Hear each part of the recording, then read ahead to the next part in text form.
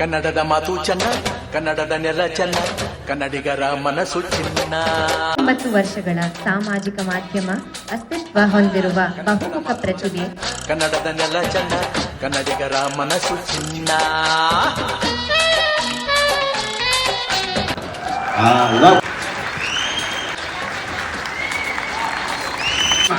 ಪ್ರತಿ ವರ್ಷ ಆಗ್ಬೇಕು. ಭುವಿಯಲ್ಲಿ ನನ್ನ ಜನುಮ ದೊರಕಿದ್ದೆ ಪುಣ್ಯ. ತುಂಗೆ ಕಾವೇರಿ ನೀರ ಕುಡಿವ ನಾವೆಲ್ಲ ಧನ್ಯ.